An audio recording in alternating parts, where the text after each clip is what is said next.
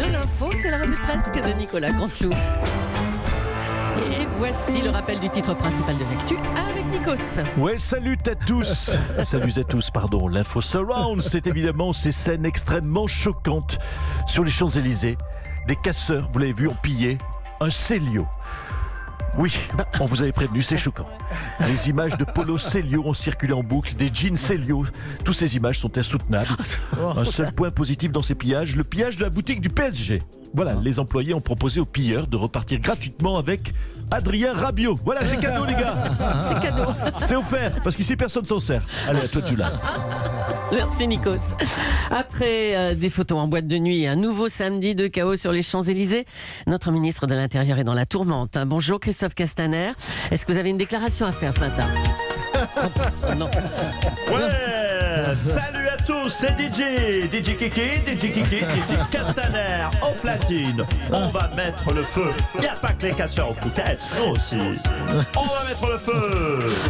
Monsieur Castaner, mais baissez la musique enfin. Quelle heure il est là? Il est 8h40, arrêtez. Bah écoutez, si on n'a plus le droit de s'amuser dans ce pays, bon, écoutez, je comprends, j'entends. Bonjour à tous. Alors, le bilan de ce samedi, monsieur Castaner, soyons sérieux.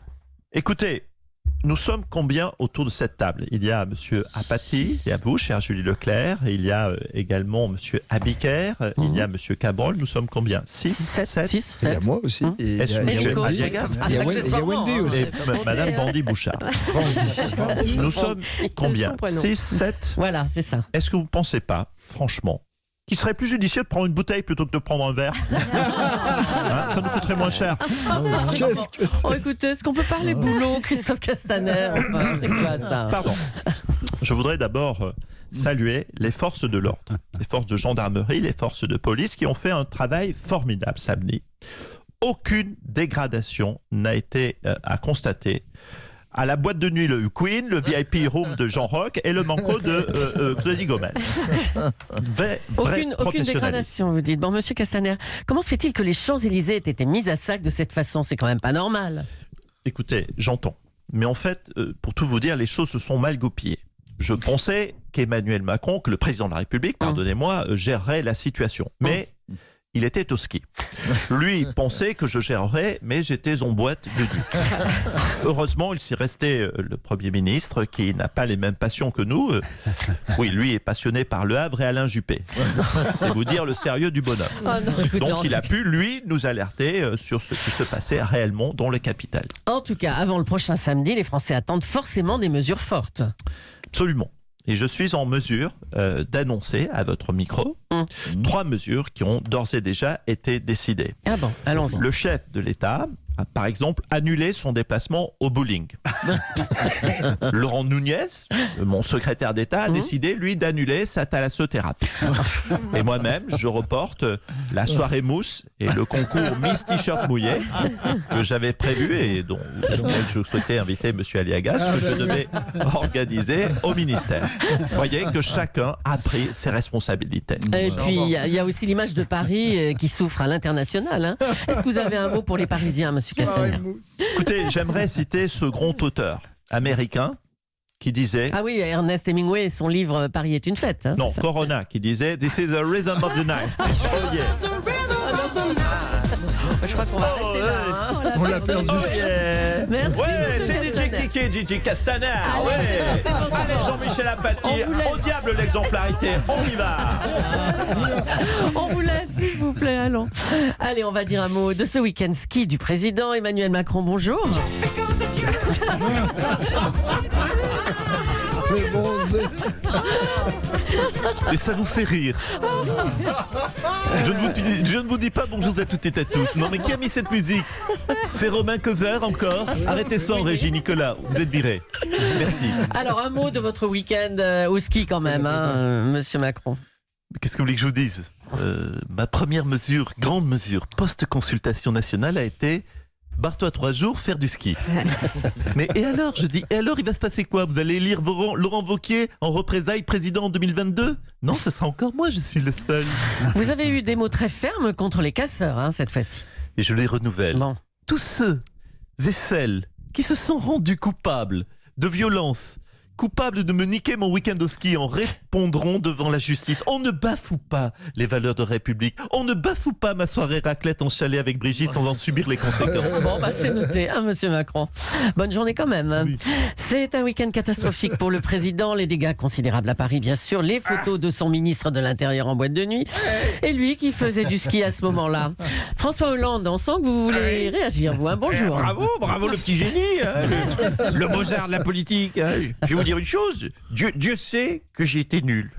Hein. Merci d'ailleurs, monsieur Apathy, de confirmer en opinant du chef. J'opine. Mais Macron trouve le moyen de faire un quinquennat pire que le mien. Et pourtant, n'est-ce pas, monsieur Apathy, j'avais mis la barre très haute. Cahuzac, Léonard, François Hollande. c'était des sommets. François Hollande, vous êtes vraiment choqué par tout ce qui se passe. Enfin, il y a de quoi, Non. franchement. On a un président qui se prend pour Jean-Claude Kini et un ministre de l'Intérieur qui se prend pour David Guetta. J'ai envie de dire aux Français, ça valait le coup de me virer, bande de cons. Ah, vous trouvez ça grave alors, vous confirmez? Si je trouve ça grave, mais Madame Julie, imagine-t-on un instant, monsieur Bicaire, le général de Gaulle faisant de la luge ou du snowboard pendant les événements de 1868. Non. Non, mais enfin, il a le droit d'aller au ski, notre président, quand même. Faut Ben, il arrêter. fait que ça, il fait du ski, on le voit faire du tennis, il fait du jogging. Fallait élire un prof de sport, pas Macron. Moi, monsieur Légas, Oui. regardez-moi dans les yeux. Oui, je sais. Vous avez du mal. Pas ce problème. Moi, pendant... Non, pas la bonnette, les yeux. Moi, ne me cherchez pas, je suis là. Vous êtes là, oui. Pendant mon mandat, je n'ai jamais fait le moindre sport. No sport, comme disait Churchill. C'est d'ailleurs notre seul point commun avec Winston. Bah oui. Alors, seul, hein. certes, On en imagine il m'est pas. arrivé, oui, de descendre une raclette, de descendre dans les sondages, mais jamais descendu une piste ou fait le moindre sport. Oui. Qu'est-ce qu'il y a, Madame Dacosta? Oui, je comprends. Oui, Madame Leclerc. Oui, Madame Costa. Oui, Madame Bouchard. Oui, je vois que vous me scrutez. Je sais que c'est difficile à croire quand on voit ce corps sublime. Mais ce corps d'Adonis. D'Adonis. Oui, j'ai bien les nuts. Il n'y a plus, il y avait des... Oui, bon. Mais ce corps n'a jamais soulevé le moindre haltère. Bon, on vous croit et on vous laisse, hein, monsieur Hollande. Le moindre Allez. ou la moindre haltère, je sais pas. Le moindre, on a vérifié, moindre. c'est masculin, mais on a eu un Oui. doute. Il y a Gros que des doute sur sportifs autour de Alter. cette table, oui. Allez, Alter merci. ego. Oui. Oh, bravo, Oui. Nico. Oui, ça vient de nulle part, mais c'est bien. Je voulais marquer le coup. Oui, c'est bien. Exactement ça. C'est votre alter ego, Julie, je voulais dire. Mais bon, Ah oui, bien rattrapé, bien. Un vrai chat, ce monsieur Alain. Merci, monsieur Hollande, à bientôt. Hein. Oui, On bientôt. On revient sur ce nouveau week-end de violence sur les Champs-Élysées avec Nicolas Sarkozy. Bonjour, monsieur Sarkozy. Oui, bonjour à tous et à toutes. Merci de m'accueillir. Oui. Vous avez vu ces images terribles Ah oui, oui. d'une violence inouïe. Bah oui. Mon Fouquet, à moi, tout cramé, tout détruit, qui ressemble plus à rien aujourd'hui. Franchement, les gilets jaunes, si vous vouliez vraiment cramer un truc sur les Champs-Élysées, vous avez pu cramer une boutique des Iguales.